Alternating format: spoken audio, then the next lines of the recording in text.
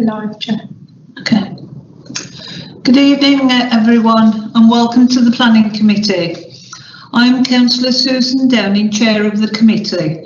I will shortly ask all members of the committee to introduce themselves and state the ward that they represent. For members of the public who will be addressing the committee this evening. We'll just pause for a second. We've got a tech issue.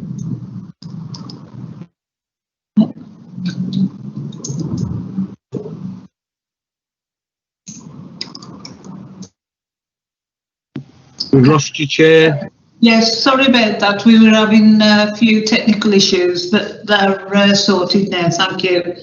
For members of the public who will be addressing the committee this evening, the procedure for determining each application has been published on the Council's Committee Management Information, along with a notice regarding the broadcast and recording of the meeting. Before we start the meeting, there are a few important housekeeping rules to explain. Speaking at this meeting remains at my discretion as Chair, and only those people who have registered in advance to speak will be allowed to. All participants must keep their microphone on mute until invited to speak by myself. This helps to avoid interference from background noise. When invited to speak, members and officers must turn their cameras on. Members of the public addressing the committee may choose to leave their cameras off if they do not want their image recorded. Members and officers must use the raise hand function to indicate that you want to speak. If you do not have this function on your device, please instead type a Q in the meeting chat. The meeting chat is strictly for members and officers' use only. If at any point the meeting becomes inchorus or we experience technical issues, I will adjourn whilst the issues are resolved. Should any member lose connection during the meeting, they will not be allowed to vote on the application under discussion at that time. I will now open the meeting and hand over to the Democratic Service Officer to announce apologies for absence under agenda item 1 and ask each committee member to introduce themselves. Thank you, Chair. We have apologies from Councillor Sandra Heatherton, Councillor Pamela Hughes, Councillor Mushtaq Hussain and Councillor Karen Sims. I ask each member to introduce themselves and the ward that they represent, please, starting with you, Councillor Downing. Susan Downing, Chair and representing Albury Ward. Councillor Ahmed. Councillor Zahur Ahmed, representing St Paul's Ward, Smethwick. Councillor Allen. Councillor Peace Allen, representing Greatbridge Ward. Councillor Chidley. Councillor Chidley, representing Prince's End. Councillor Sharon Davies. Councillor Sharon Davies, representing Langley Ward. Councillor Dalu. Councillor Dalu, representing Westover Central Board, member of the committee. Thank you. Councillor Gill. Councillor Gill, Great Bar with Yew Tree. Councillor Jones. Councillor Ian Jones, Tipton Green Board. Councillor Mabina. Councillor Tebiso Mapena, representing Blackheath Ward. Councillor Miller. Councillor Kay Miller, representing Hickley Heath Ward. Thank you. Councillor Ralph. Councillor Ralph Sohan, Victoria Ward. Thank you. Agenda item 2, declaration of interest. Do any members have interest to declare on any of the matters before the committee today? No, Chair. Yes, Chair. Oh, right. Thank you, members. Yeah. Councillor Dallo's got his hand up. Councillor Dallow? Yeah, interest to declare in item 6, 2 Edmonds Close, West Bromwich. Thank you. Have you got that? Yes, thank you. Councillor Daly, what's the nature of your interest? Now, Jasmine, I've been lobbied by, sorry. Oh, okay, No, shouldn't have said that. No. that's good. Wait till we get to the item. Yes, sorry, made Okay. a mistake. I've been lobbied, that's all. Okay, so there's no interest then. No. Okay, thank you. Agenda item 3, minutes. Are the minutes of the meeting held on the 4th of November moved as a correct record? Move that, Chair, as a true record. Are there any objections?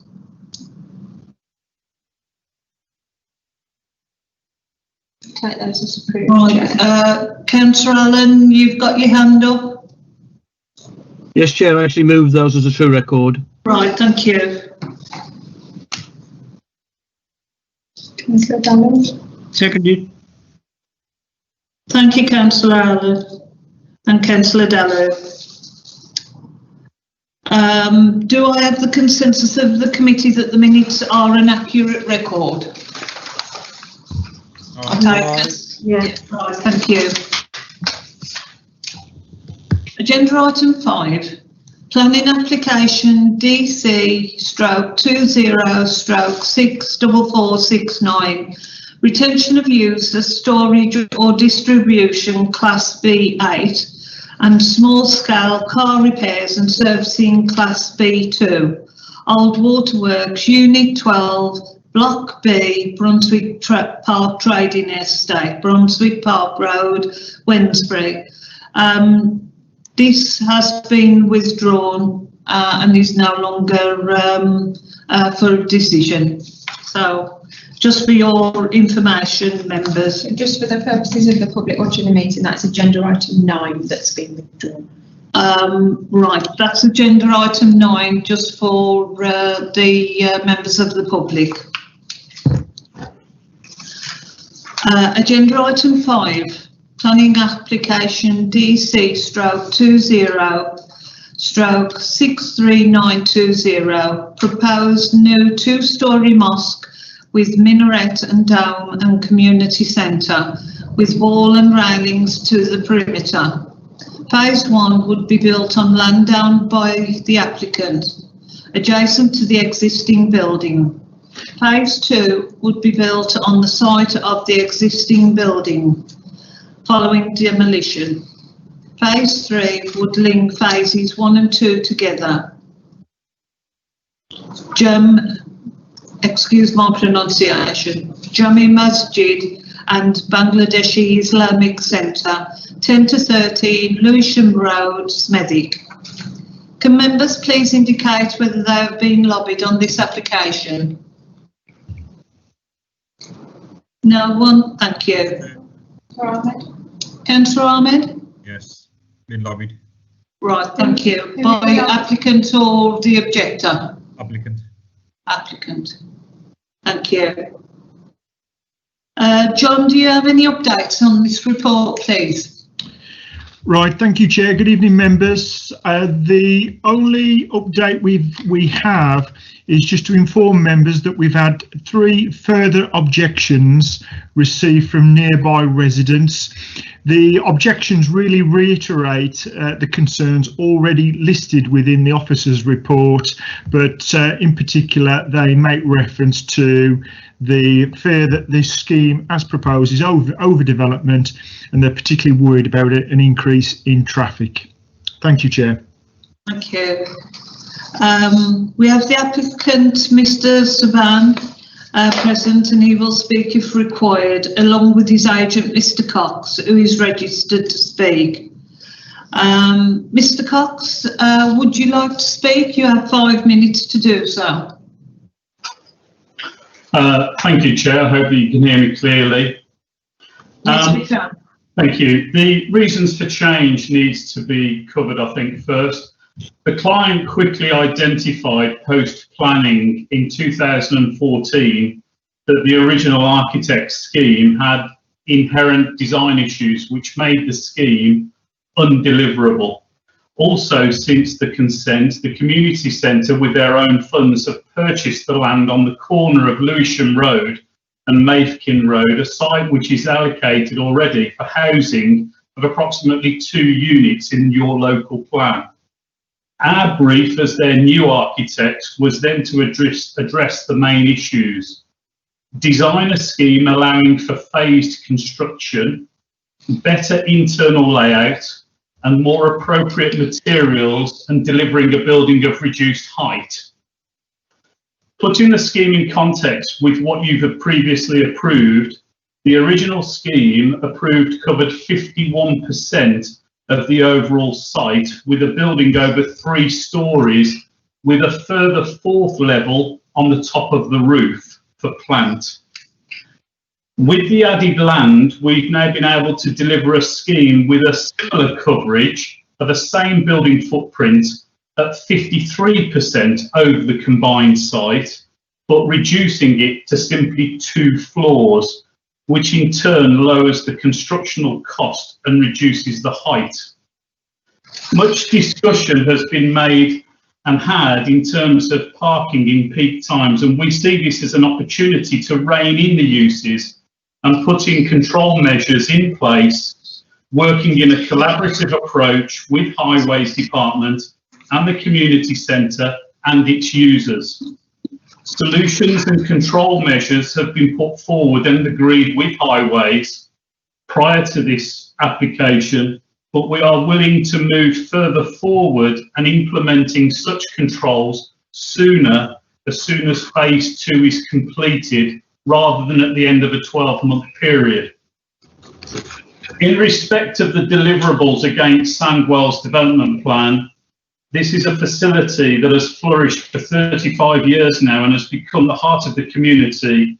Not only does the scheme look to ensure that this is sustainable in this location for years to come, but also looks to address issues that have evolved over time. To move to reduce its previously approved height from 3 stories to 2 must be taken as a positive by the committee. It is noted that part of the development uses land zoned for residential use in the local plan, but the area of land is so isolated with alternative uses either side, with poor vehicle access on the corner and sited to an electricity substation, there is little that can be delivered on this site for residential. It is our opinion that this small, isolated, detached plot from all of the other housing in the area is better served in delivering a much wider, comprehensive community development, giving a greater opportunity to deliver a landmark building as it was originally intended for Brindley 2 scheme. The choice of materials and alternative design approach is much more in keeping and responds well and achieve high levels expected by Sandwell Council. The scheme delivers on a number of ambitions in Sandwell's Vision 2030, which include employment opportunities, creating successful centres within the community, and delivers a scheme which is wanted by the local community. Finally, we believe the scheme delivers the main objectives, completes the final part of Brindley 2 master plan, delivers a comprehensive scheme which not only recognises its importance as a landmark site, 1 minute left, Mr. Cox. But gives a greater consideration to adjoining sites now that a scheme, rather than the scheme previously approved, allows an opportunity to address and put in place control measures that have evolved to become something without current control, and finally provides a facility that stakeholders have enjoyed having a greater input that satisfies their brief and budget and achieves a solution to what really matters within their community. Thank you, Chair. Thank you, Mr. Cox. Do any members of the committee have any questions?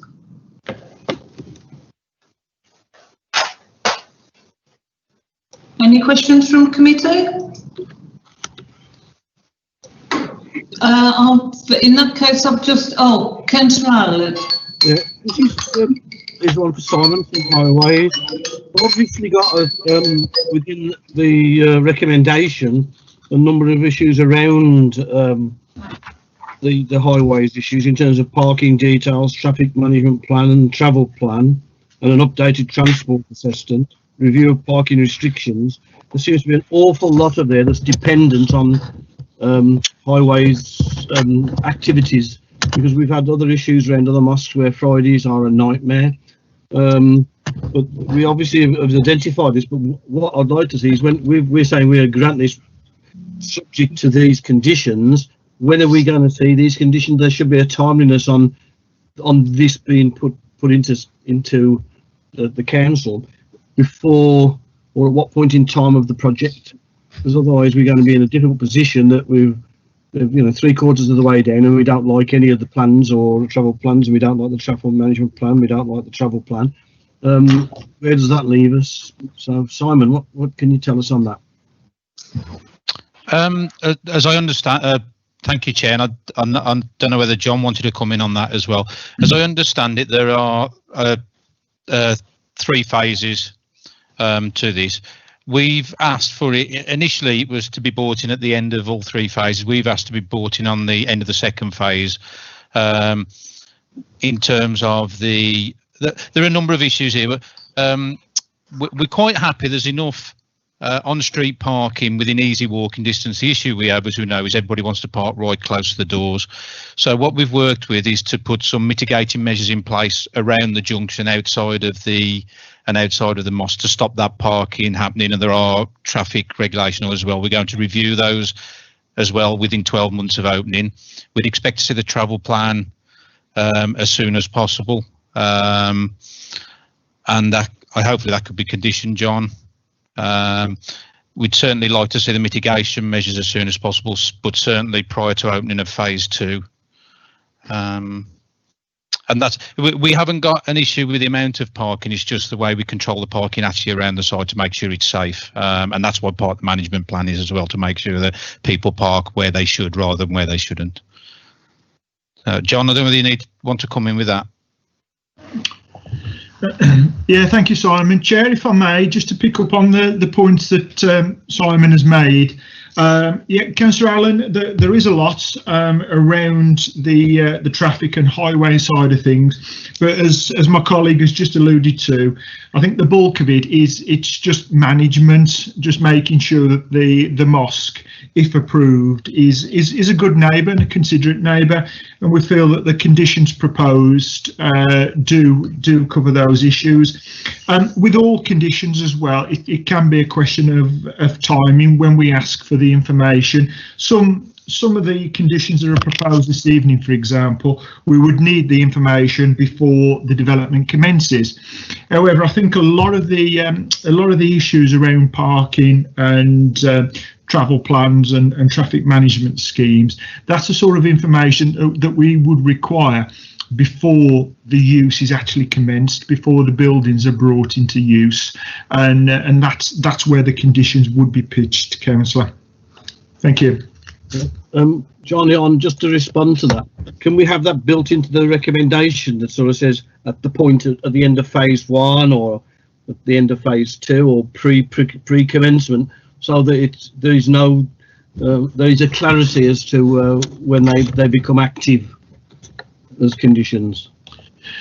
Indeed, Councillor Allen. I mean, it's fortunate this evening we have the applicant present, we have the agent present, but certainly the condition will be expanded to reflect your comments. I mean, clearly within the recommendation, all we can really give is the sort of headline intention of the conditions, you appreciate, but certainly when if indeed members are minded to approve, when we draft the decision notice, they will be far more detailed and far more prescriptive, that would certainly pick up on your comments there. Not a problem.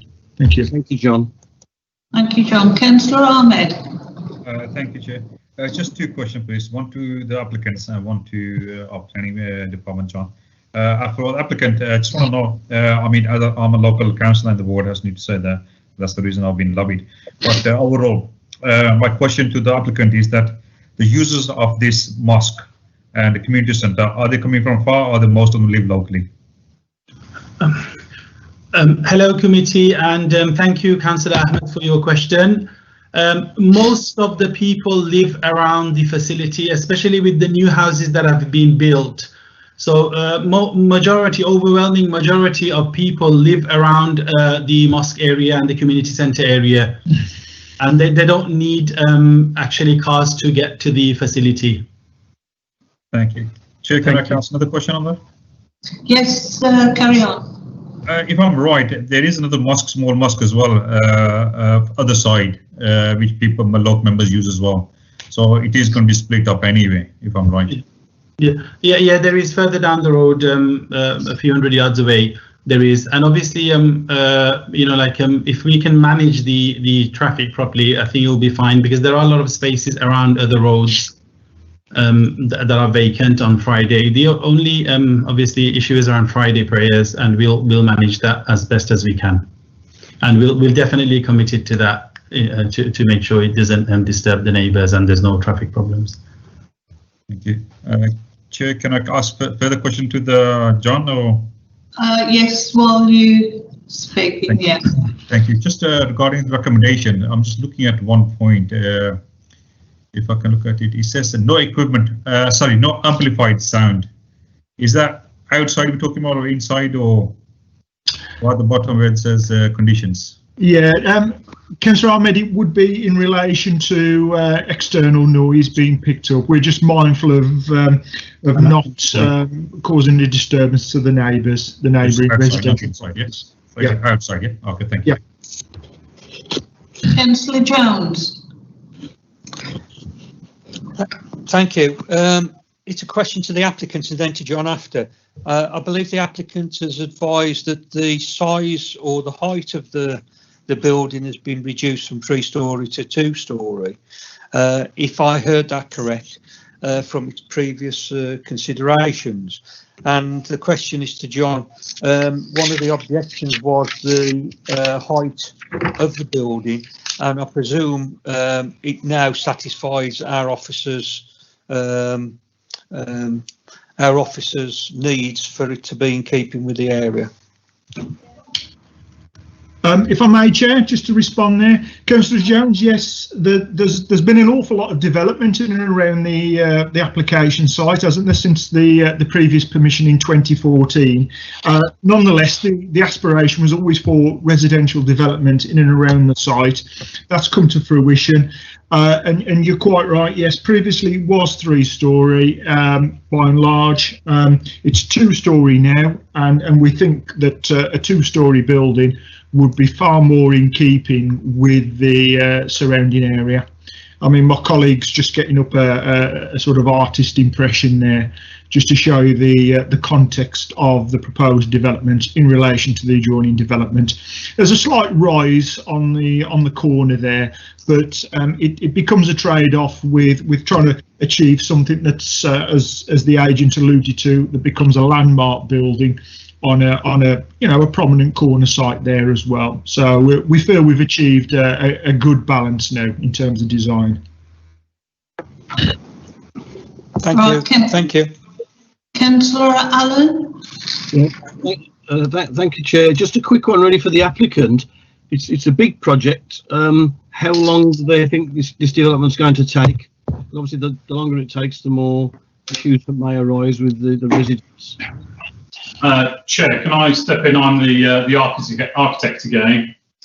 One of the purposes of the redesign was to come up with a scheme that was easily separated into phased elements. The original scheme did not have that, and that as soon as the community facility was demolished, the community had no prayer facilities on the site.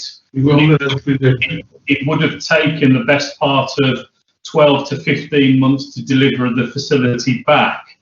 This new approach, a lot of thought has gone into providing the first phase, which can be temporary, and as soon as the temporary has been completed, that can allow for the demolition of the main existing building, allowing for phase 2 to then be completed, and the substation to be relocated or removed with discussions with Western Power, and the 2 buildings simply to link through. A lot of work has gone into the logistics So I think from start to finish, the project still could be delivered in a managed sort of 15 months to 18-month period. And as soon as the scheme has been approved, the local community, when they see that there's something tangible there, it obviously promotes them to then put forward the money and contribute, which they are looking to do for this scheme. Thank you very much. That's welcome. Thank you, Mr. Cox. Councillor Dallow. Thank you, Chair. Three things. Condition 17, no amplified sound. According to my knowledge, I went past that area many times and never heard of anything in the morning, during the day, at night, you know, not every day. And also parking, there is no problem because they got a plenty of room on the front where they usually park, and the rest of the people walk to the center. Yeah, and third one is the traffic. Traffic got no problem because the people are not parking over there because there is a bend, there is a crossing as well, and all sorts of things. The people do observe these things. It didn't come into my notice. Thank you, Chair. Thank you, Councillor Dallow. Well, I think we've debated the application to its fullest. May I ask a member of the committee for a motion, please? Yes, Chair. Can I move the application please to be approved because they're doing a good job by giving the benefit advice, education, women classes, and you name it, they do it, and they're doing very good job the community. Thank you, Chair. I'll move it. Thank you, Councillor Dallow. And seconder, Councillor Ross. Yeah, I'll second this proposal. Yeah, I'll second this proposal. Yeah. Right, thank you. Councillor Ralph to second it.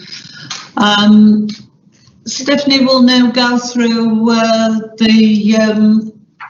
Yes, I'll take the vote, Chair. Okay, thank you. Just to clarify, everybody, we're voting on approval as set out in the report and the conditions outlined in that recommendation. Councillor Downing, are you voting for, against or abstaining? For. Councillor Ahmed, for, against or abstain? For. Councillor Allen? For. Councillor Chidley? For. Councillor Davies? For. Councillor Gill? For. Councillor Jones? For. Councillor Mabina? For. Councillor Miller? For. That's unanimous, Chair, approved. Thank you. That application is approved. Thank you.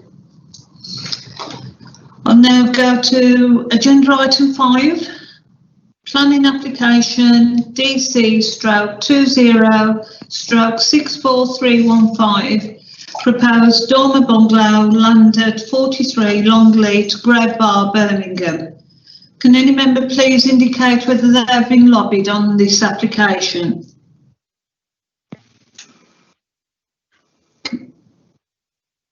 No one? Thank you. John, do you have any updates to report, please? Thank you, Chair. No, nothing to add to the recommendation. No objectors have registered to speak. We have the applicant's agent, Mr. Sadeva, present, and he will speak if required. Do you wish to speak? No, Chair, only if I'm required to do so. Right, thank you. Do any of the members have questions?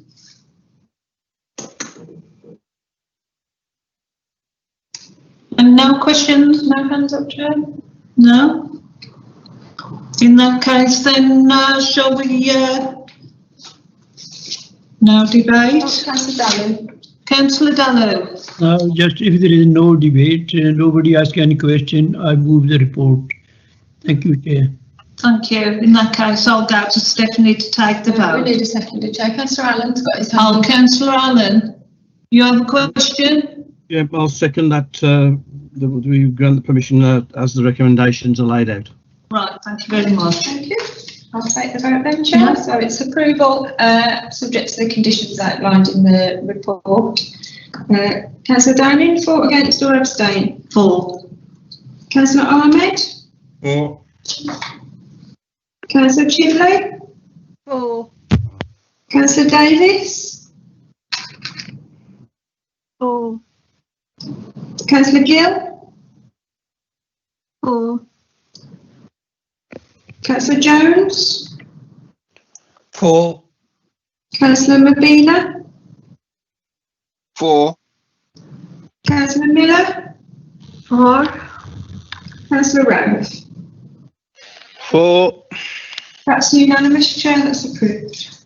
Right, that is Mr. Sadeva, that has been approved. Thank you, Chair. Thank you very much. Thank you. Thank you for attending.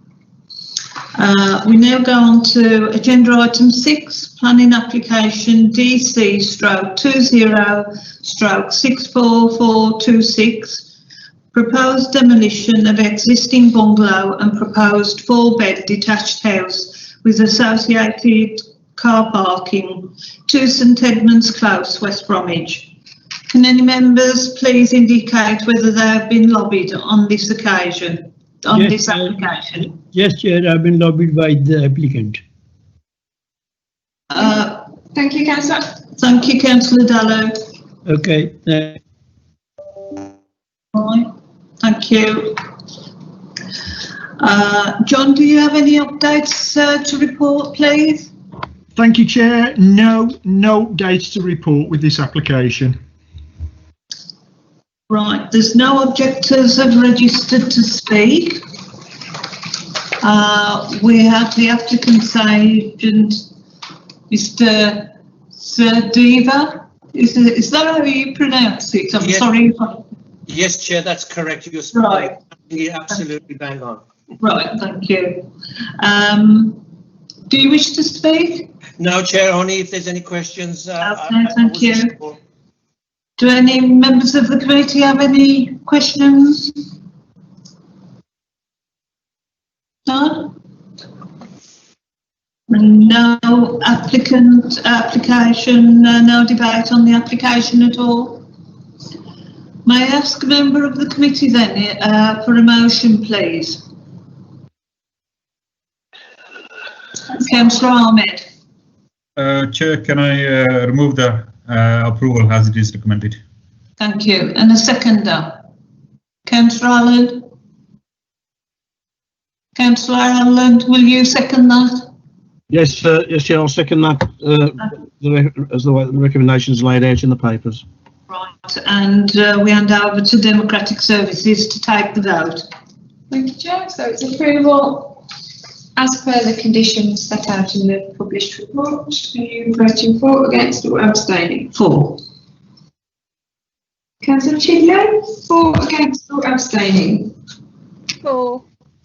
Councillor Davis? For. Councillor Dallow? For. Councillor Gill? For. Councillor Jones? For. Councillor Mabina? For. Councillor Miller? For. And Councillor Rose? For. Thank you, that's unanimous again, Chair. Right, Mr. Sadeva, that has been passed and the application has been successful. Thank you very much, Chair and Committee. Thank you. Good night to you. Thank you for attending. Good night. Chair, the applicant. Oh, yes. The next one. She's here, sorry. Okay. Carry on, yes. Agenda item 7. Planning application DC/20/64437, proposed construction and operation of a 49.9 MW battery storage facility, fencing and site access road, Land off Painswick Close, Woodruff Way, Walsall. Can members please indicate whether they have been lobbied on this occasion? No one? Thank you. John, do you have any updates to report, please? Again, Chair, nothing to add to the recommendation. Thank you. Thank you. No objectors or applicants registered to speak. Do any members of the committee have any questions? Councillor Miller. I was interested in what the company is going to do with these batteries, actually. I mean, it's a big development, and I wondered whether there was just what use they were going to make of them, were they going to recycle, were they just going to leave them? That was my question, the purpose of the storage of this huge kind of battery. Right, thank you, Councillor Miller. We'll see if any of the officers can answer your question. John? Thank you. Sorry, John, you've got your mic on. Sorry, apologies. Trying to do several things at once there. Fortunately, the case officer is present this evening, and he's just emailed me to say storage of electricity to be used elsewhere. So I presume from that comment it's part of the national grid, because the site, whilst it is Greenbelt nominally, it does adjoin an existing electricity station, doesn't it? As well as the M6 motorway. So yeah, it appears to be part of the national grid. Any further questions, Councillor Miller? No, that's fine, thank you. Right, thank you. Councillor Jones? Thank you. I'm just wondering about the mitigation of any loss of, as you say, green space and stuff like that, whether there are any conditions which actually would suffice to say loss of trees and that needs to be replaced and stuff like that, so that at least the local residents are not losing some of their greenery. John, can you come in on that one? Yeah, just sorry about that. Yes, Chair. I was just looking. I was just scooting back through the agenda, just to see, have a look at the conditions that are proposed. We do have one just solely around ground conditions, but similarly, a condition could be added in terms of landscaping. If we were looking for tree replacement, if members were minded. That if you felt that a planting condition was required to deal with any loss of greenery and trees on site, then yes, that could be added as a condition. Right, thank you. Any further questions, Councillor Jones? Yeah, thanks for that, John. And again, if I could make a recommendation that those remediation and a condition that the replacement of trees and that which are displaced and that are part of any granting commission, and also if there is further need for any shielding from the residents with like a barrier, if we can.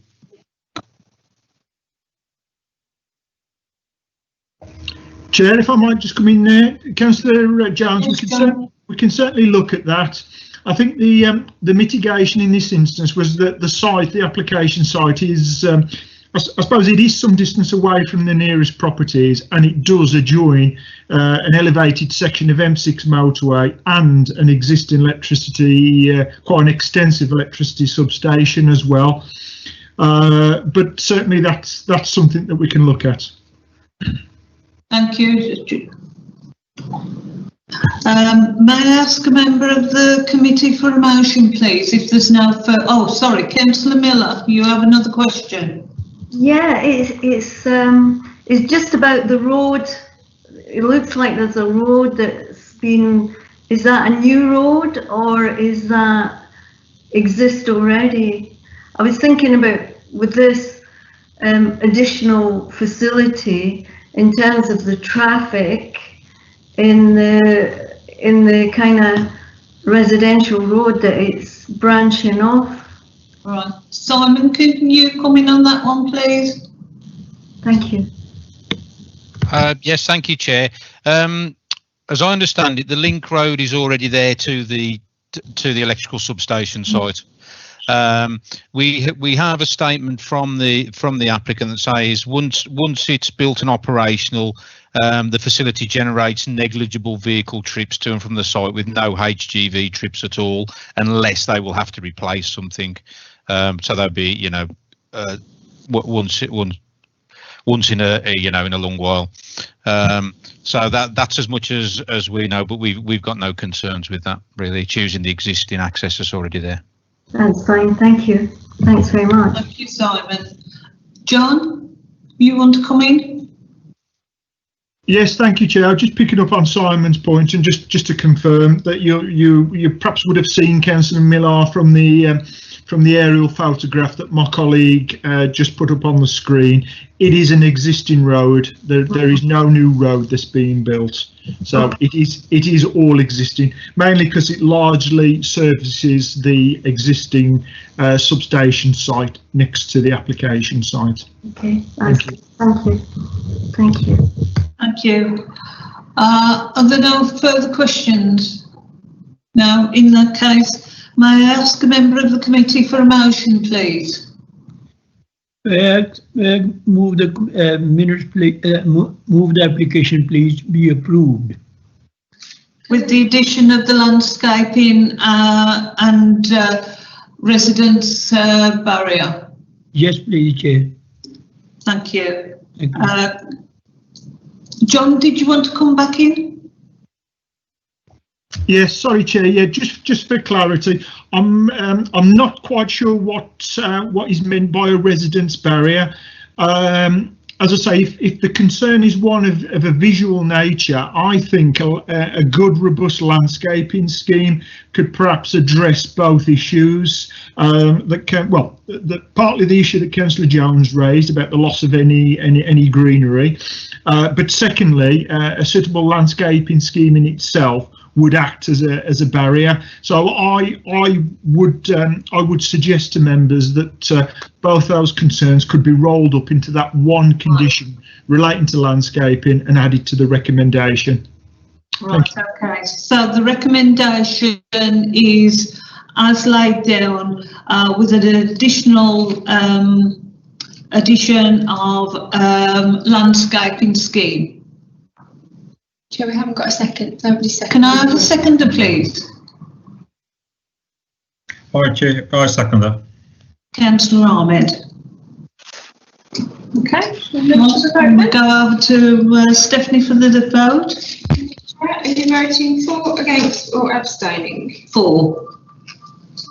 Councillor Allen? For. Councillor Chidley? For. Councillor Davis? For. Councillor Gill? For. Councillor Jones? For. Councillor Mabina? For. Councillor Miller? For.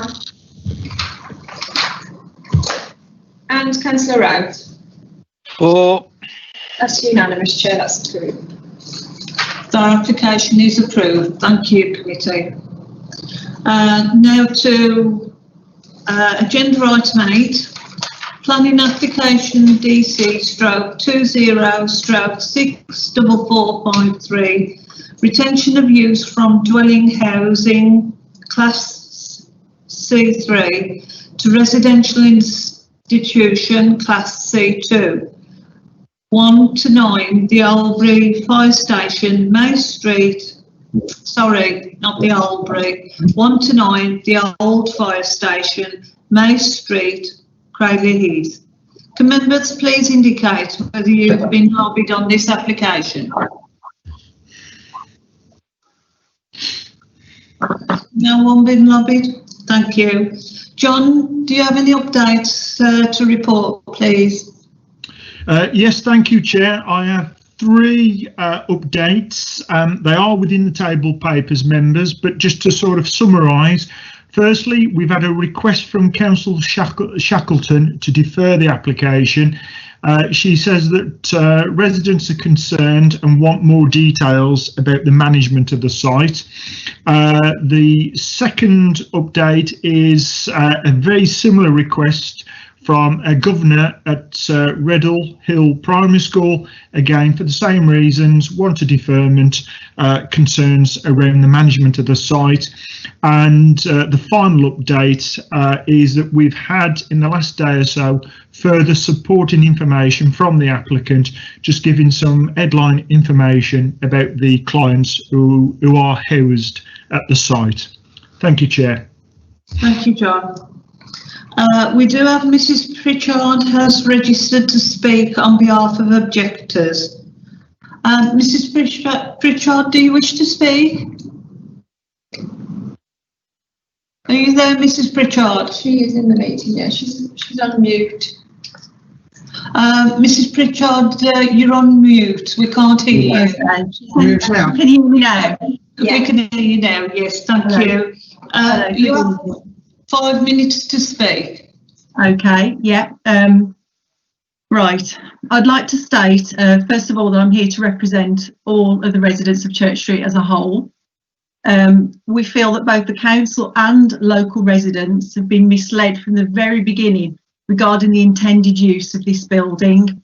We feel that it has always been the intention for the residential care facility to be there, and that was not stated in the original application due to the likelihood of resistance from the surrounding properties. As a result, the application for retrospective planning has now had the added leverage of the flats being occupied and the threat of occupants being made potentially homeless.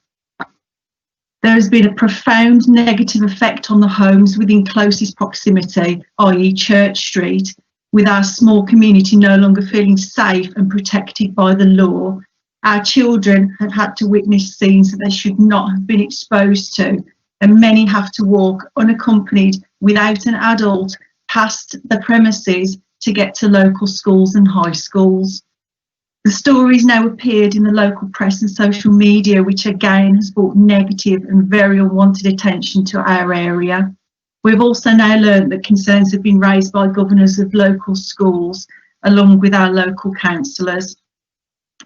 We have web assurances from the care provider detailing changes to management structures and procedures to supposedly prevent unsuitable individuals from being housed there again. However, looking at the long list of instances where police and emergency services have had to attend, it appears that antisocial behaviour is not just confined to the 2 identified residents who've since been removed. There were many more instances also involving others housed there who, as far as we know, are still there. Should management structures change again in the future, as they often do, can we trust them that future residents who are completely unsuitable won't be accepted there again? The current use is completely out of character with the demographic of the immediate surrounding area, which comprises mainly of family homes, elderly residents and 2 local schools who again have raised concerns. It's been stated by the care provider that the residents wish to become part of our community. However, based on what we've witnessed so far, all that we can see is that they've put additional strain on the already stretched local police and emergency services, some of them who've actually been assaulted by these residents. Police assistance has also been requested to ambulance staff to deal with known violent individuals. Staff members have been assaulted, and this quite clearly raises safety issues for the local community, as the site is not secure and the residents are able to leave. We've also been told that the police will not attend any emergency calls relating to the old fire station unless one of the residents attacks a member of the public. As you can imagine, this leaves us feeling extremely concerned and vulnerable. It's also very telling that one of the managers from the organisation stated that she herself would not wish to live next to the organisation, and that she wouldn't like to live there herself or raise her family next to such an organisation. At the end of the day, it's just a workplace. They're just staff there and they can leave at the end of their shift. We cannot, however, walk away. The organisation has been shrouded in secrecy and hidden behind a high fence. It's no surprise that it is likened to a Vale hostel or worse. We understand the need for privacy for the residents. However, we do also assume that this fence plays a big part in attempting to prevent knowledge of what's happening inside becoming public. Since the start, we've struggled to get a telephone number in order to make contact, and we've seen documentation via the planning application, which is the only way that we found out what the name of the organisation was. Just 1 minute left. Okay, section 7.5 of the report, air pollution and noise, states that diary sheets were asked to be completed and were not returned. I can categorically state that neither myself or any of Church Street residents have ever been asked to complete any diary sheets. Our complaints regarding noise and antisocial behaviour have been directed directly to the staff of Rehability UK. We've withheld from going down the route of environmental health until the outcome of this application is determined. If this application is approved, myself and the rest of the houses in Church Street who are worst affected will be condemned to a future of long drawn out noise complaints via environmental health and police for our safety concerns. Thank you. Thank you, Mrs. Pritchard. We have the applicant, Mr. Singh and Ms. Smith present, and they will speak if required.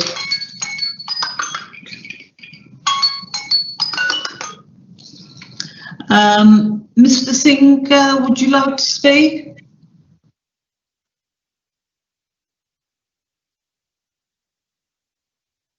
Mr. Singh?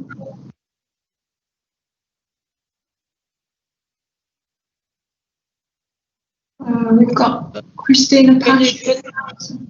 Can you hear me now? Yes. Yes, we can. Yes. Would you like to speak? Yeah, I'd like to speak, regards the application that we made back in, when we handed over the site in 2018, the initial, our intentions were always to let the flats out individually. Then we were approached by Rehability, who said they'd take the whole site on. It was a genuine oversight on our part that we didn't think that there was a different application regards social housing and letting individually. I've seen the report by Andrew Dean, and I'm quite happy with the conditions that he's put in place regards lowering of the fence and the lighting issues. We're happy to comply with those. But regards the other stuff that Christina, who's the manager at Rehability, regards her tenants and the governmental need for this sort of housing within a residential area, or the government to house these people, that is something that Christina needs to speak to you about. But it was a genuine oversight on our part regards the change of use. And Andrew Dean's recommendations, I'm quite happy to comply with. Right. Is Miss Smith with you? Yeah, it's Miss Christina. Yes. Would you like to speak? Yes, please. I have also got my colleague. I am the managing director for Rehabilitate UK. I've also got my colleague Michelle Smith, who is a regional manager over those sites, the fire station. So we have sent out to Andrew. Sorry, there's an echo. Can everyone hear me? Okay. I can't hear you very well at all. Can you hear me now? I can hear an echo back. I'm not sure why. I'm just going to mute everybody, and then Christina, if you can turn your microphone back on. Okay, try now. Right, can everyone hear me okay now? Better, yeah. That's better. Okay, that's fine. So we have submitted a lot of evidence to Andrew, the planning officer. Everything that has been requested from Andrew has been submitted on our part. We do understand the upheaval that it has caused with the 2 service users that were there. And we were sort of in a very difficult position, especially during COVID, where people could not be evicted. And we were actively trying to move those 2 service users whose, I think a lot of the concerns that were referred to were referring to those 2 people that no longer live there and have now been moved to a more suitable placement. We, since taking over the fire station, I think 2019, May 2019, it was the first service user that has moved in there. When taking over the project, the 9 flats, again, we did not plan from the beginning. It became available, so we approached the landlord. There were no plans for that when the refurbishment started, but we were looking for a site to house people who would move from a shared housing and becoming more independent, moving into their own flats.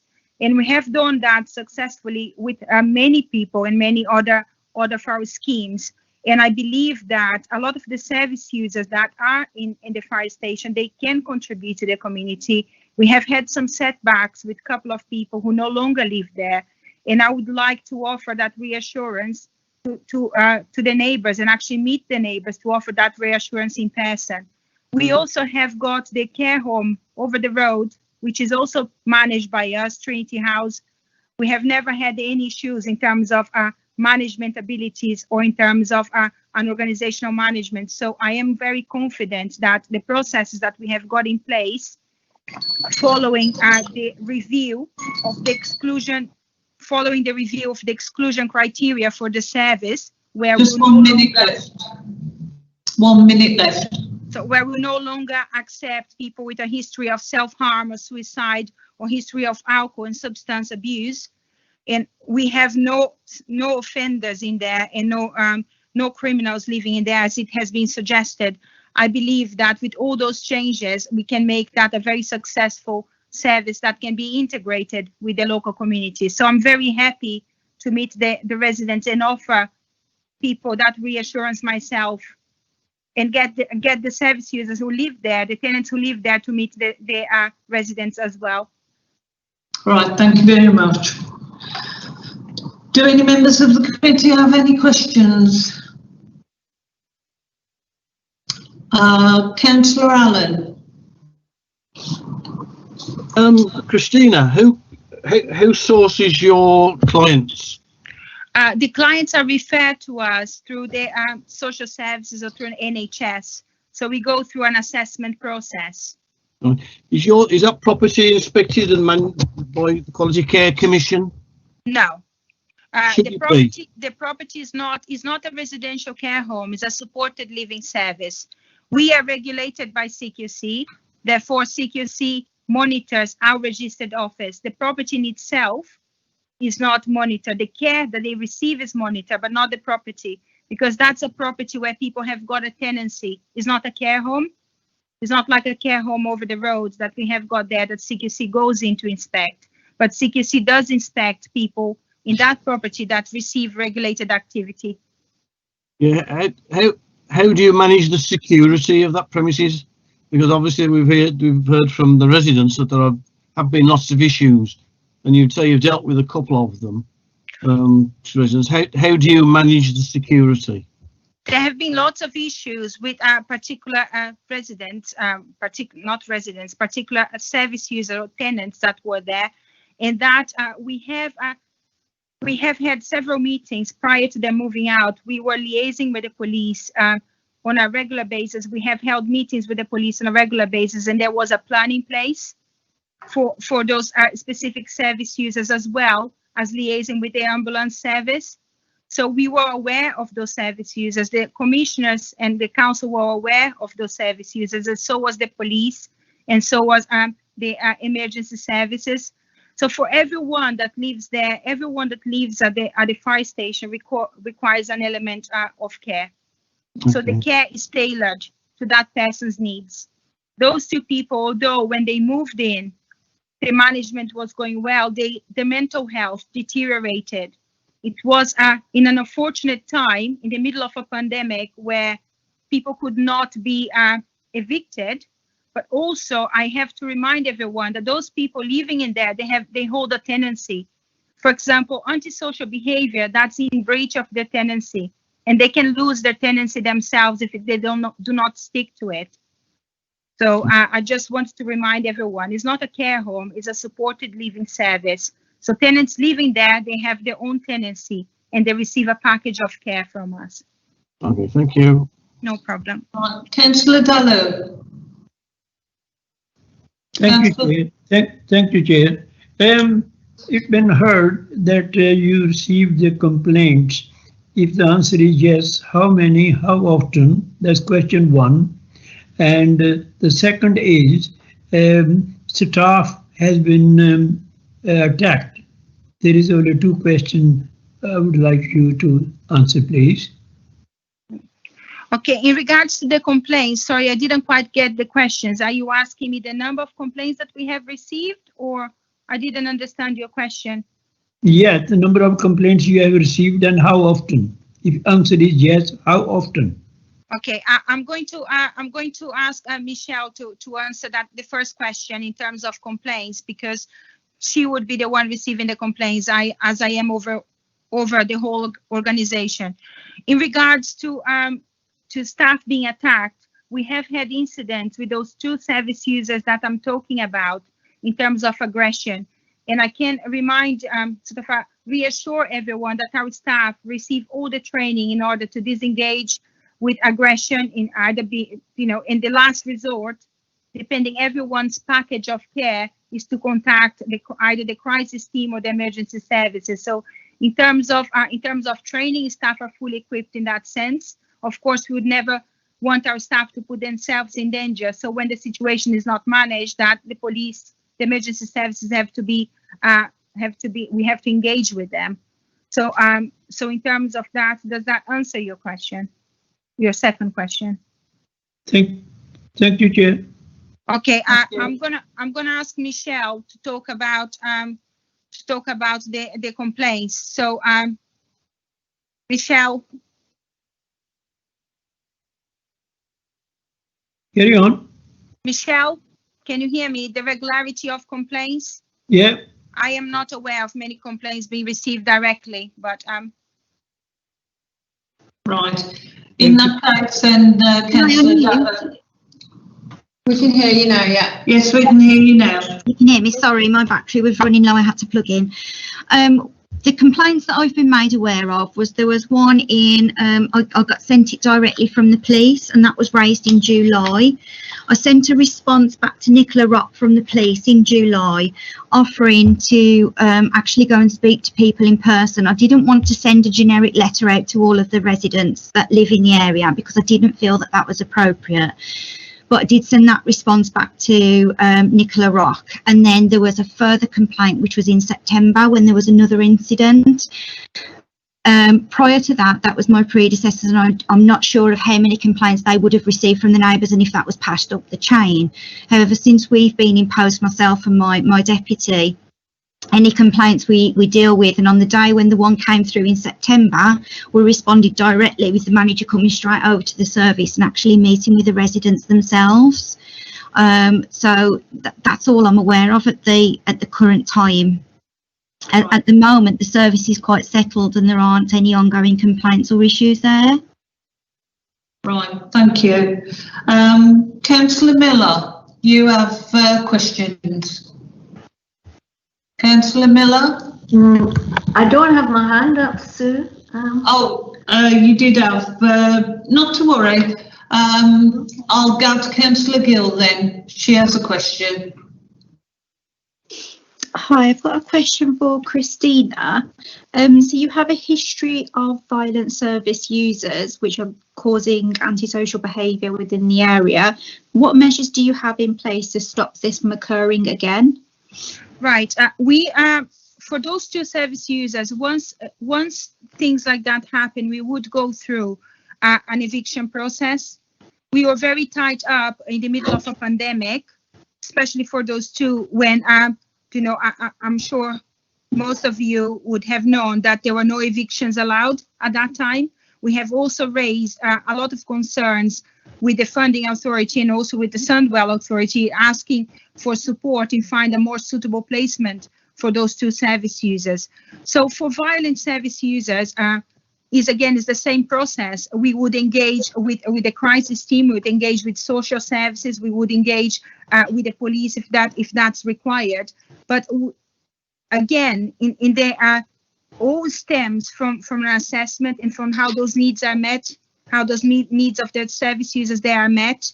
And I believe that by changing the inclusion criteria as to who we accept in that service, by changing that, I'm sure that these sort of issues would not reoccur. Thank you. Councillor Jones. Thank you, Chair. It's a question to the objector and one to the applicant as well. You've heard the incidents being identified, and I don't think there's been much doubt that there has been problems there. What has been put over at the moment is that those problems have dissipated and that there isn't a ongoing situation with how things are being run at the moment. And just before you answer that one, if I go to Christina for your question, you'll know that the government has also announced that evictions, as well, there wasn't any. They've also announced that any evictions will be 6 months. So if there is anything happen today, it will be next June before you would be able to go and evict somebody from within that.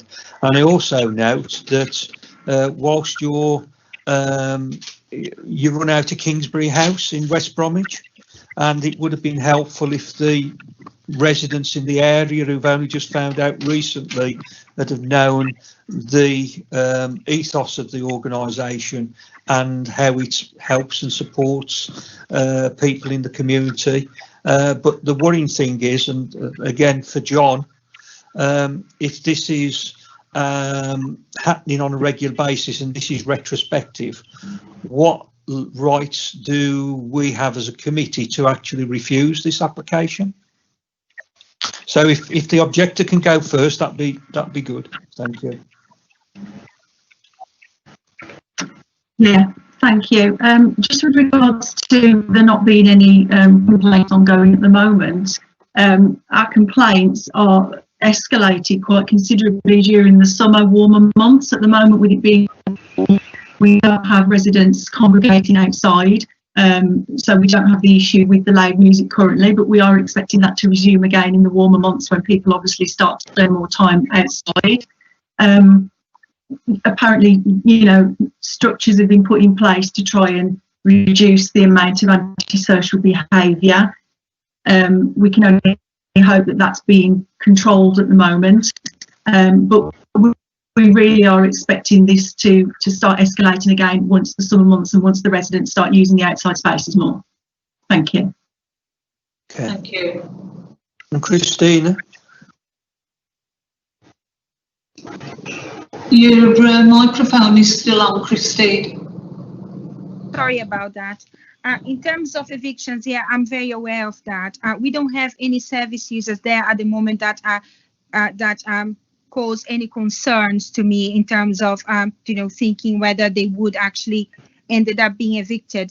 A lot of the service users, at least two of them, have been our service users for the past 7 years, where they were living in a shared house, and they have now progressed and moved independently to their own flat, and they seem to be doing very, very well, considering their condition. Again, I can sympathize on the warmer months and that's something I think would happen in any neighborhood, and that's for us to manage in terms of noise. And those two service users that I understand were playing loud music have been spoken to, and that we have had have been spoken to individually. We are also hoping to hold a tenants meeting. We haven't been able to do that because, of course, COVID, and there are restrictions in place where we are trying not to mix people, because of course they go out. Sorry, I can hear an echo. Can everyone hear me okay? Yeah. Okay. Right, thank you. So, sorry, I wasn't finished. So I'm again, as I said before, I'm very happy to go myself and reassure the residents and get the residents actually to come to the fire station to see for themselves, to see the office, to meet the tenants who are there themselves, who are very, very willing to meet everyone. So you know, I am keen to get that integration going. Right, thank you. Councillor Tidley, you have a question? Yes, Chair. It's just to Christina, really. On the report, the objectors were saying that they weren't sure who was actually living in the property, living in the homes. It's got here that there may be criminals or paedophiles. Are there any paedophiles in the property? No, there are no pedophiles living in the property. If you can, I have sent our exclusion criteria to the planning officer, and one of our exclusion points for admission is sexual Schedule 1 offenders or sex offenders. People have got a history of arson, history of alcohol, active alcohol and substance misuse, history of suicide and self-harm, forensic history, and people under the age of 18 years old. So these are our exclusion criteria. So we would not even consider assessing someone who actually is under those criteria. Okay. Right, so I'm just reading it on here now. Right, and this is a question to the, well, I don't know if it's maybe the question to Christina and then to the objector, Sam.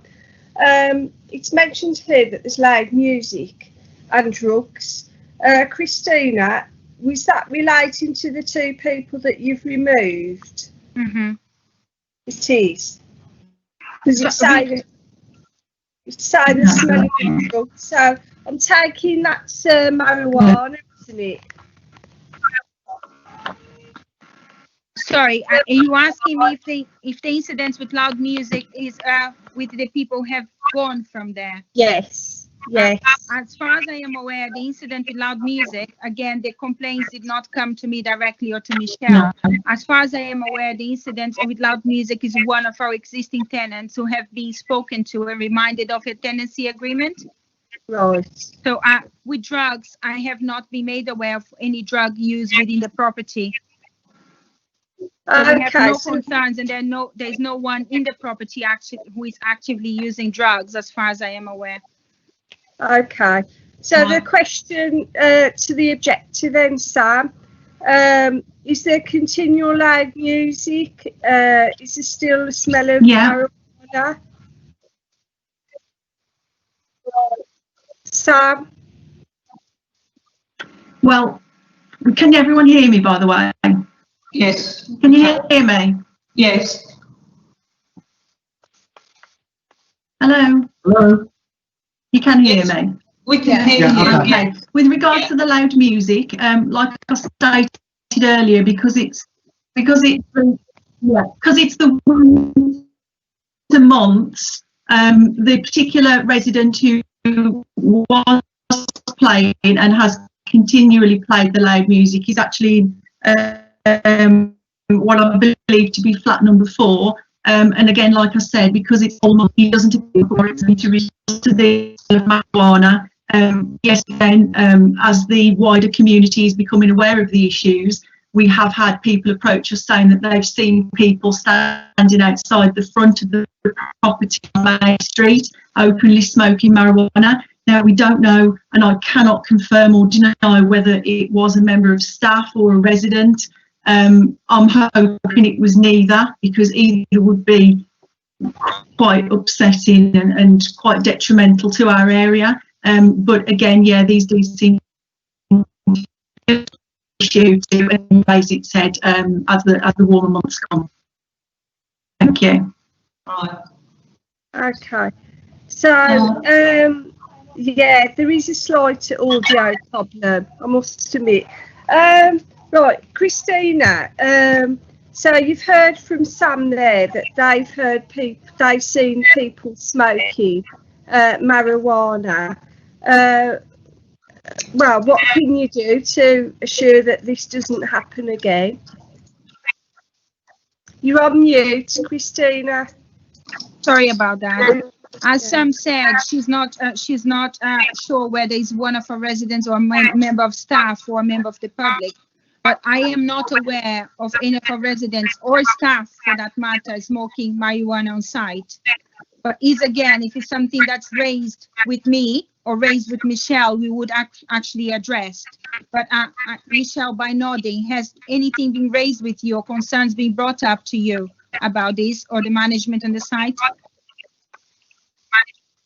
No. I think, Sam, in the report, it is said that the objectors have had trouble actually contacting management. So did you say you're going to have a meeting with the residents? When it's safe to do so, when we can meet people personally, we would like to arrange a meeting with the residents. Because again, we manage we own the care home over the road, which is basically 100 meters from an elderly people's care home, which is 100 meters from the fire station. So I would like to arrange a meeting with the residents because, I want to get that integration going. The care home over the road, we have never had concerns raised to us about the management of that care home. And it's the same management. Of course, it's a different registered manager, but it's the same organizational management in the fire station. So I'm very willing to meet with all the residents, including the tenants, inviting the tenants because, they are part of that community and actually building those relationships. I'm afraid we cannot put, because it's supported living and it's their home, we cannot put like a burn outside saying rehabilitate, this is our phone number because it's a residential area and it's their home. We wouldn't be able to do that. But I'm very happy to share all the contact details, have the staff in that service, put out leaflets with my contact details, with Michelle's contact details. So any concerns can be raised directly with us when staff cannot be found on site because they would be in flats supporting the service users. So they are not always in the site office. Okay, Sam, I did see you put your hand up. Have you got anything to say? Yeah, can you hear me okay? Yeah. Yeah, my question is regarding the other premises that's run by the same management. Can I ask what kind of tenants are actually housed in there? Do they have the same problems? Do they have the same complex mental health issues that the residents have that are 3 feet away from where I currently live? Is it the same kind of criteria? And also going back to Christina, you mentioned that there are exclusion criteria that you apply when accepting residents. One of those was self-harm, but one of the residents, obviously she's now been evicted. Yeah. She was clearly a self-harmer. She presented at my doorstep showing fresh scars, bloodied wounds. Can I ask whether these exclusion criteria have now been amended to include people with self-harm, because they certainly didn't include them before, because you did have people in there who were frequent self-harmers? Yes, the exclusion criteria was amended following the concerns that were raised with us and following our learning from those two tenants that were there. So we felt that it wasn't, wouldn't be something that the site would manage, and we decided to remove that criteria. So that's why you see the change. And the home over the road is the one right on the corner.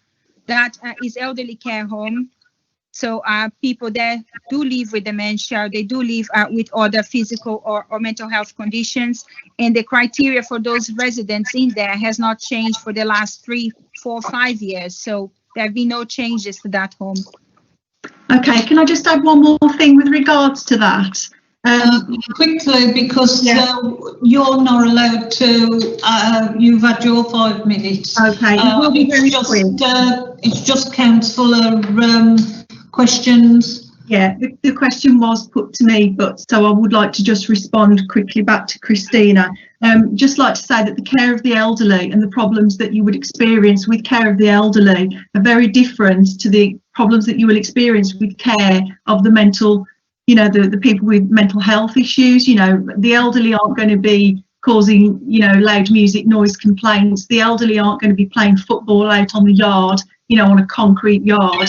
So I do think that, that you can't really mirror the experiences with the other premises to the problems that we're having with this one, because, the care between the two facilities and the people housed there is very different. Thank you. Right, thank you. Councillor Medina, you've had your hand up for some time now. Yeah, a quick question to Christina. Yeah. Is it true that you actually converted a fire station into a care facility without informing the residents? We haven't converted the fire station to. We haven't converted the fire station. We took over We took over 9 flats for supported living. So, in terms of we are care provider, in terms of an application, that's not an application that we have put in as the landlord, the owner of the property, has mentioned. So it's a supported living facility. Right. Because my understanding is the residents feel as if they were misled because they were not informed. That's why I'm asking this question. Yeah, this is true. Yeah. I do understand that. I don't know what the planning was, prior to that. As I said, when I spoke first, I did say that as the flats became available, we approached the landlord. I know that 9 flats were available, so we approached the landlord, who is the owner of the property, whether we could take the whole block and rent it ourselves. So that was a discussion at the time. Yeah, but it was a fire station. Now it is not a fire station anymore. So that is a conversion, which they're talking about, the residents. So in the meeting that you say you might have with the residents, will you be bold enough to apologize to them? Absolutely. If that's something that we should have done, and we should have included everyone when we took over the 9 flats, which, by the way, were already ready. I didn't know the location before when it was a fire station. I only got to know the location once the refurbishment was completed. Absolutely, I have no issues. If it's something that we have done wrong, we should have involved people. I would apologize and retrospectively. And again, I'm very keen to build that relationship with the local residents. Right, members. Are there any? Councillor Miller, you have your hand up. Just quickly, and my hand was up, but it's been mentioned already. The key here is about the categorisation of the residents that are in the block, obviously. And I read the attachment into which categories you accept as an organisation to be in that facility. Perhaps that needs to be revisited, because within this close community, as it were, with houses, residential areas, so it's causing problems for people around about. So I think it's possibly around the categorisation of tenants that you have in there, and also the staff ratio. I don't know how many staff you have to each tenant, for example. I think those are issues that need to be considered by the organisation.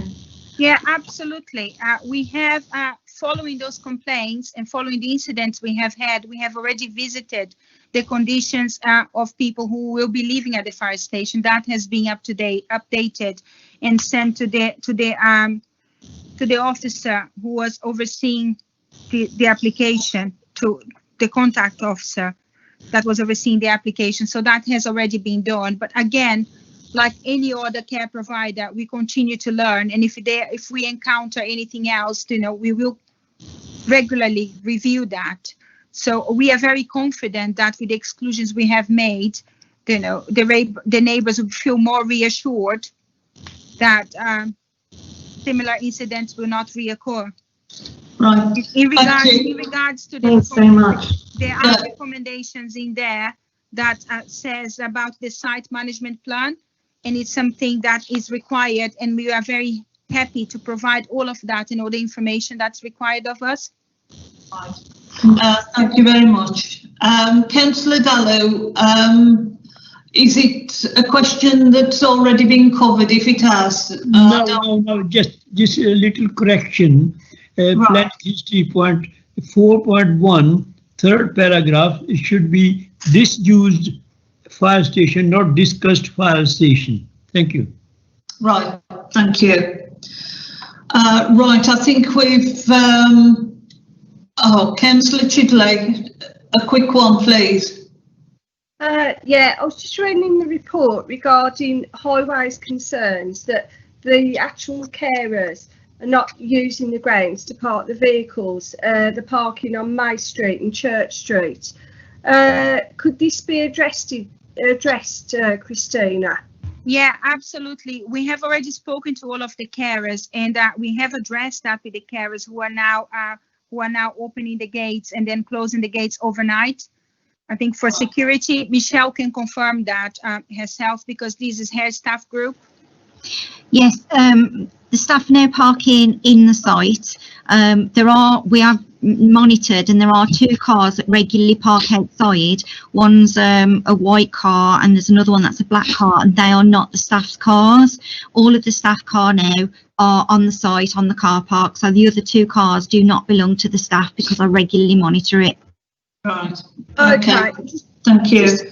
Just another quick one. It's regarding the bins are up against the fence. Have they been removed now because the same people can climb over them? The bins are now by the building rather than by the fence. Okay, right. Thank They're you. only by the fence when they put them out to be collected, but then they're actually by the walls of the offices. Thank you. Right, thank you, members. I think we've had a good discussion and debated the application. John, would you like to say something? Yeah, thank you, Chair. I mean, clearly we've heard some quite compelling discussion points there, haven't we? Some quite serious points being raised, particularly by the objectors, and it really harks back to the question that Councillor Jones posed, well, probably some time ago now, as regarding options.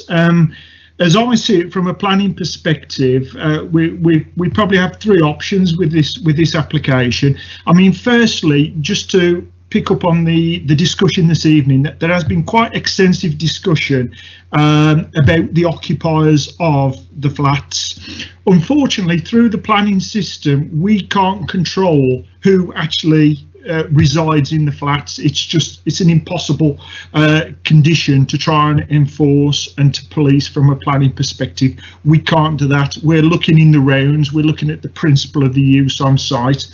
I mean, clearly the first option is as per the recommendation, which is to approve. Clearly, some of the conditions within that recommendation refer to some of the points raised in the discussion. Councillor Chidley mentioned bin storage. Yeah, that's one of the conditions we need to look at. Other members have mentioned car parking. We've had discussions. I think the resident mentioned boundary treatment and the fence at the front.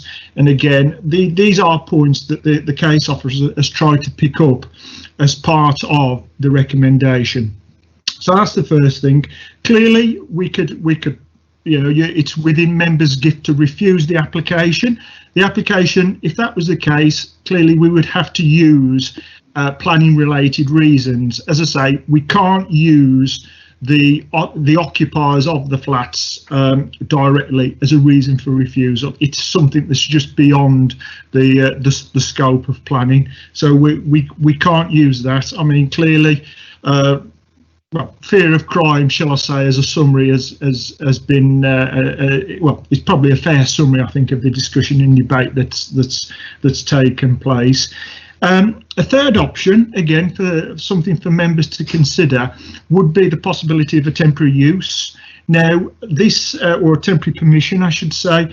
And probably a couple of reasons why I'd put that as a suggestion. I mean, one, we've heard from the applicant that things are improving. We're told things are improving, and a temporary permission would allow us to see the applicants practicing what they're preaching. But importantly, it sort of puts people on notice, then, doesn't it? Puts people on trial almost, that they would have to come back before committee at the end of the temporary period to answer any further questions that residents or yourselves might raise as to why, you know, they've not been good to the word, or indeed congratulate them on running a tighter ship. I don't know, but there's clearly the three options there, members, that you can take on board this evening. Thank you. Right, thank you, John. Councillor Jones.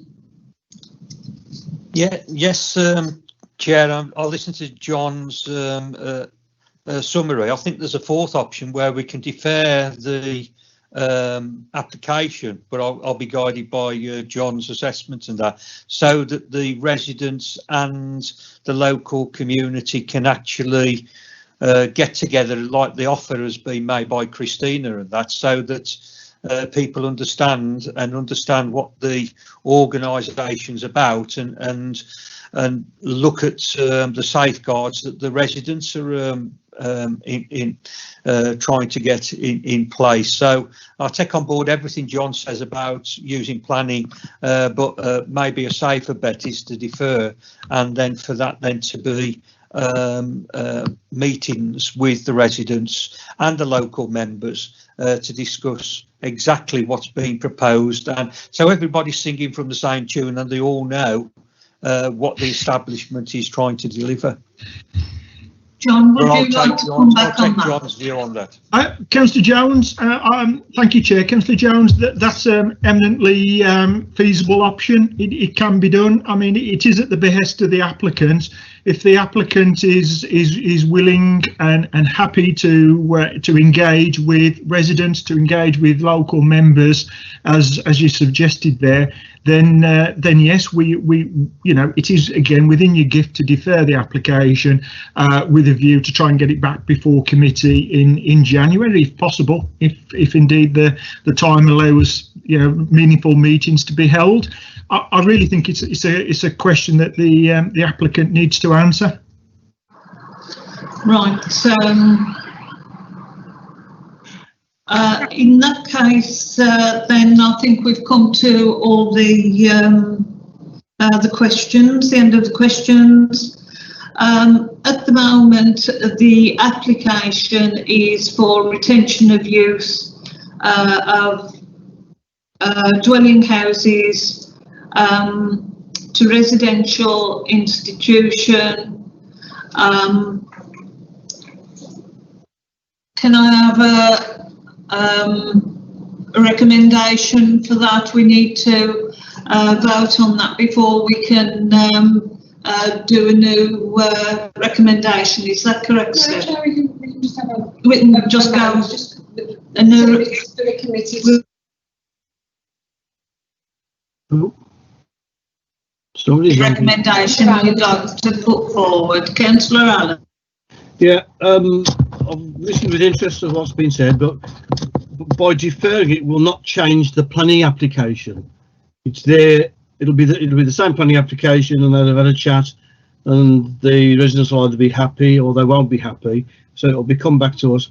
I think John's idea of a temporary period that we allow this to happen would probably be better, and I would propose we take the recommendation, but with a temporary approval for 12 months, which will give the residents enough time to in the area to have the dialogue with the company, and in 12 months we would all understand whether it's working or not, and make a subsequent decision in that time. So I say I propose the recommendation as laid out, but with a temporary 1 year permission. In that case, thank you, Councillor Allen. Can I have a seconder for that, please? I'll second that. Councillor Miller. Yeah. Okay. Right, in that case, we'll go to vote.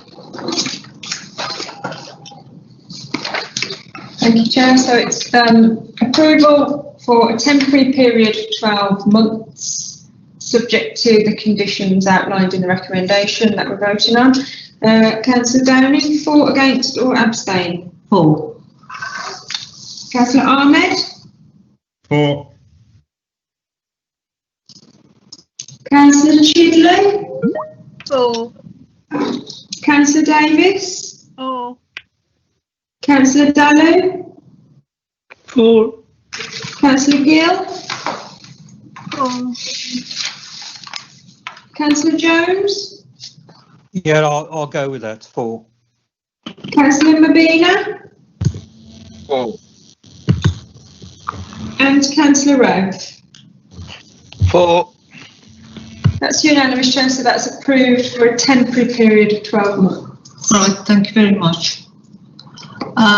So that has been approved with the additional for a temporary 1 year, and hopefully it'll be able to be sorted then, or it comes back to committee. Thank you, committee.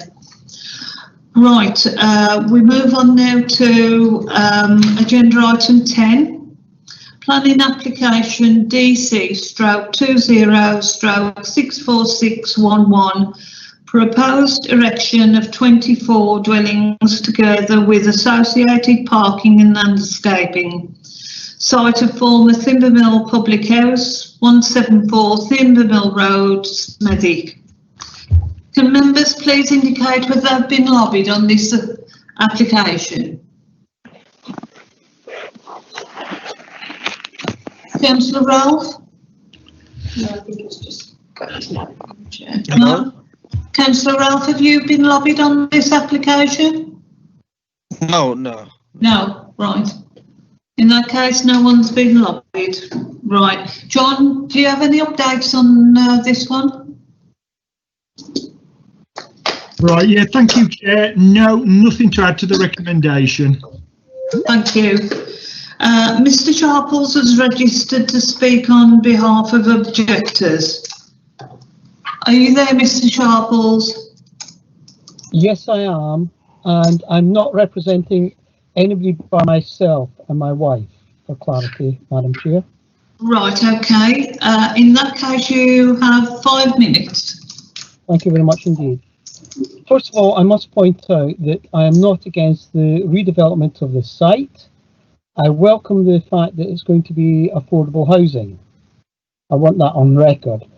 I've read the officer's report, and I've seen that through the officer's report there was amended drawings that were submitted.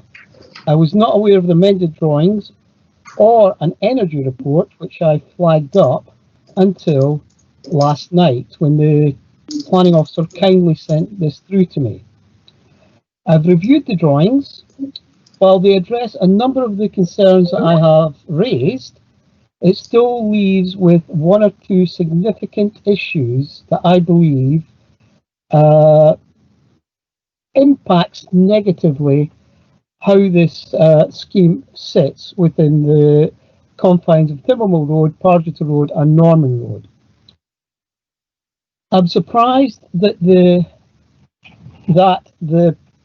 20th Century Society was not consulted, given the importance of Timbermill Library.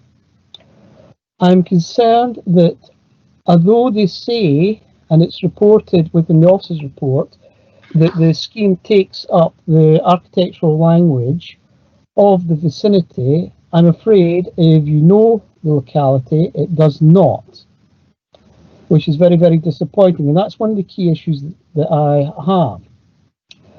The other key issue that I have is around highways. You will note that your highways officer has said that there's no issues on Norman Road. That's fine, totally agree with that. He's the expert, but he has not addressed Pargeter Road with the parking that we've got. The applicant, one of the applicant's agents, has written in a letter, and this is one of the things I'd like to sort of point out. This application has been a bit of a dog's breakfast. It's been piecemeal. I'm sure John will back this up. We've had bits and pieces of information filter in over a period of time. The latest letter, which tries to seek to address some of the issues that I raised on the 23rd of November, basically, I quote, the main impact in transport terms will be during AM and PM peaks, Monday to Friday. This simply would not be impacted by such events by local church and library. There is no evidence from the objector, i.e. myself, that such events nor do highways object on the basis of trip generation. Well, that's simply not true. In the past, I was the chair of Timbermill Library and the chair of the Federation of Library Users in Sandwell. Through the local library, we got the extension to the library, and that, when outside COVID, that has a number of events which can be borne out by the locally elected members, running on almost 7 days a week. So during peak time where they're saying there's nothing happening, there is. I did send in photographs as part of my submission of early morning and late afternoon. Also, the little church next door to myself runs events throughout the week. So we actually have a major parking problem Monday to Friday, Saturday and Sunday, all the time. Occasionally, when something's not on, there is a gap. Just 1 minute left, Mr. Sharples. Thank you very much indeed. So, in conclusion, as I say, this application has been piecemeal. They've addressed a number of the issues that I've raised. John will back up, that we are using the National Planning Policy Guidance Framework 2019, not 2012, which the latest piece of information on the energy is quoting. So it's been rushed together, this application. I am concerned about the aesthetics, both on Timbermill Road and at the side. The proportions are completely out of character with the actual residential accommodation, both on Norman Road and Timbermill Road. Final thing is, please appreciate your planning officers. They do a lot of hard work, and I do think that they don't get a lot of credit. And I'm not saying that to say anything. I just want that as a matter of fact, because I work as a planning officer as well. So thank you. Right, thank you, Mr. Sharples. We have the applicant's agent, Mr. George, and Ms. Griffiths, who have registered to speak. Would you like to speak? Hello, Chair. Yes, this is Sian Griffiths. I'm available to speak now. Right, you have 5 minutes. Thank you. Good evening, members, ladies and gentlemen. Many of you will no doubt be familiar with this site, of course, the former pub, the Thimble Mill, which became vacant in early 2013. As a result of vandalism, theft and worry about fire risk from neighbours, the pub was therefore demolished as part of an approval for a purpose-built care home. The approval for the 3-storey 86-bed care home had a maximum height of 13.3 metres and clearly now means the principle for the redevelopment has been established, so that's clearly not controversial. The scheme before you now would deliver much needed affordable homes. The applicants are keen to get on site as soon as possible and are aiming for the first completions by the end of next year. We note 2 comments of concern relating to the proposed access to the site, and it should be noted that the Highways Authority have no objection to the proposed development. Appropriate visibility can be achieved in both directions at Norman Road and likewise at Pargeter Road, owing to the fact that in each case the access would be on the outside of the bend. The access provisions here are therefore an improvement compared to the previous consent for the care home, where the only access was via Thimble Mill Road in close proximity to the pedestrian crossing. The Highway Authority are also satisfied with the number and size of parking spaces provided, so a refusal on Highways grounds would therefore not be justified. There are no other technical objections from statutory consultees, including from the Flooding Authority, Environmental Health, Tree and Urban Design team. We accept that the library building as a heritage asset is significant and makes a positive contribution to the street scene. However, we consider its significance can continue to be appreciated alongside this development. We could have attempted a pastiche design to reflect late 1930s vernacular with crickle windows, curves and decorative parapet walls, but the scheme would have become financially unviable and certainly would not deliver the affordable housing as is proposed. Moreover, we consider that such a pastiche could have been potentially harmful to the significance of the library, which successfully stands on its own and is read as such. The application would mean significant investment into the site, and your urban design officer, both through pre-application discussions and comments provided during the application, has been supportive. The traditional red brick dwellings and apartments benefit from large attractive windows and simple finish, incorporating brick detailing and inset render panels which add interest to the elevations. The applicants have had to work with the complex existing levels of the site, with a raised area at the southeastern corner of the site explaining the step in the middle, as shown on the submitted cross sections. The result of this is an attractive development which would complete and improve the street scene. The development would provide natural surveillance and reuse a redundant site that makes no contribution to the area currently. However, the greatest benefit of the proposed development is clearly the provision of 24 affordable homes, which, as set out in your officer's report, are much needed in this area, as well as across the Black Country more generally.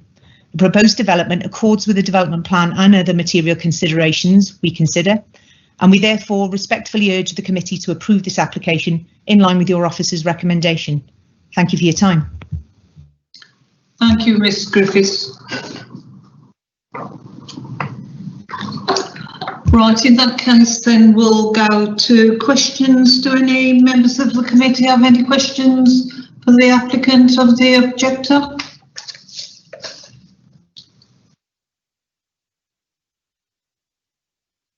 No? No questions? Councillor Jones. Councillor Jones. Yes, thank you, Chair. It's to the officers. Mr. Sharples has made some relevant points, and again, as I said, this has been going on for some time, and bringing a development to, in his words, it's piecemeal. Are the officers satisfied with what's been delivered in the proportions for the site and with the I swim at Thimble Mill, so I know how busy it can get up there and stuff like that. So, and you can't get a parking space on the car park. But the library, when it's open and that, is quite busy, as Mr. Sharples has said. Are the officers content that the development will not have a detrimental effect on there? And is there enough mitigation in there to help the situation?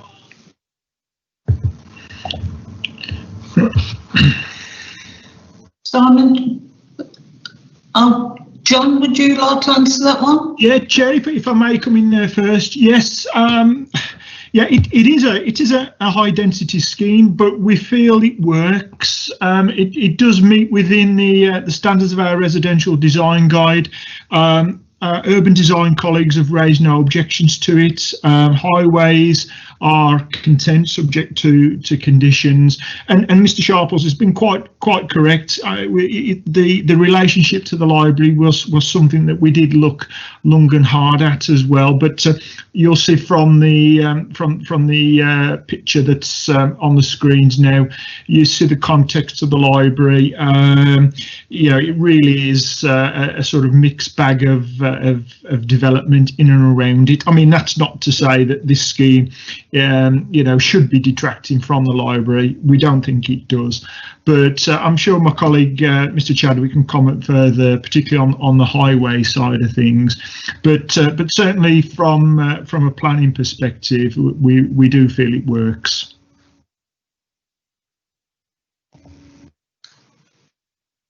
Right, Simon, would you like to come in on that one, please? Yeah, thank you, Chair. We are happy that the development meets our residential design standards in terms of parking. So all the parking is off the highway, and it does meet the standards. Norman Road itself is double yellow lines all the way up past the site.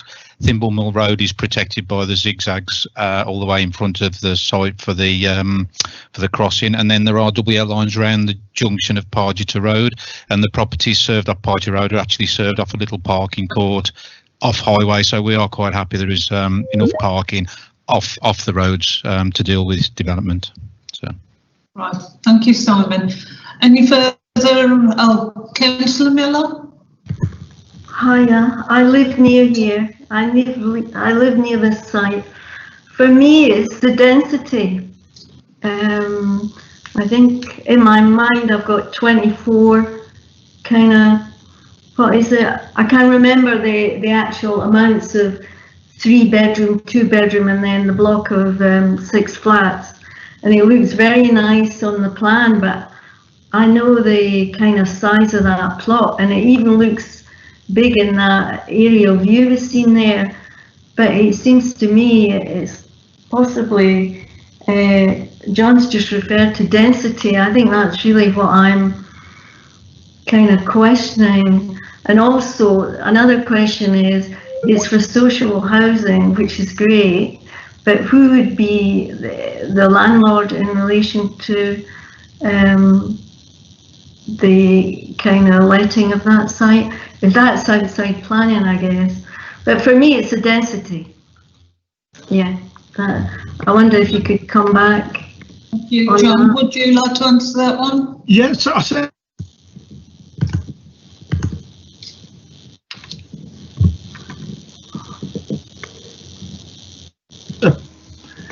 We've lost you, John. No, sorry, I'm sort of fading in and out a little bit, right. Chair. So apologies for that. I seem to have having problems with the internet connection. Just for clarity, it's 24 units that are proposed on the site. There would be 5 3-bed houses, Councillor Miller, but 7 2-bed houses, and the remainder of the units would be 12 2-bed flats. I mean, clearly we are guided by the council's own adopted residential design guide, policy and document, which stipulates a whole host of criteria for housing developers around separation distances, amenity space, parking and so forth. The scheme hits the standards, the minimum standards that we would be looking for within that document. Okay. Thank you. Okay, thanks very much. All right, thank you, John. Any further questions from the committee? No, in that case, then can I have a motion, please? Yes, thank you, Chair. Can I move the recommendation, please, with all those conditions? Thank you. Thank you, Councillor Dallow. Can I have a seconder for that, please? Councillor Allen? Yep, I'll support Councillor Dallow's and I would second the proposal with the recommendations as laid out. Thank you, Councillor Allen. We'll go to Stephanie for the vote. Thank you, Chair. So it's recommend approval as per the conditions published in the report. Councillor Downing, for, against or abstain? For. Councillor Ahmed? For. Councillor Chidley? Councillor Chidley? Apologies, for. Thank you. Councillor Davis? For. Thank you. Councillor Gill? Are you there? Oh yeah, I'm back. I did lose connection though, so I don't believe I can vote on the matter. Okay, thank you. Councillor Jones? Yes, for. Councillor Mabina? For. Councillor Miller? For. Councillor Rowe? For. That's carried, Chair, that's approved. That application is approved. Thank you very much for joining the committee. Right, in that case then we will now move on to agenda item 11, planning application DC/20/64812, proposed two-storey rear extension 29 Catherton Close, Tipton. Have any members been lobbied on this application? Can you please indicate, please? No? No one? John, do you have an update on the report? Thank you, Chair. Happy to say that there is nothing to add to the recommendation. Thank you, John. There's no objectors or applicants registered to speak. So, does the committee have any questions of our officers? No, no questions. In that case, then we'll move straight to the voting then. Can I ask the committee for a motion, please? Yes, Chair, thank you. I move the approval of this application, please. And the seconder, please. I'll second the motion, Chair. Thank you, Councillor Chidley. We'll move to Stephanie for the vote. Thank you, Chair. So the motion is planning approval is granted subject to external materials matching the existing property, just the one condition in that recommendation. Are you voting for, against or abstaining? For. Councillor Ahmed?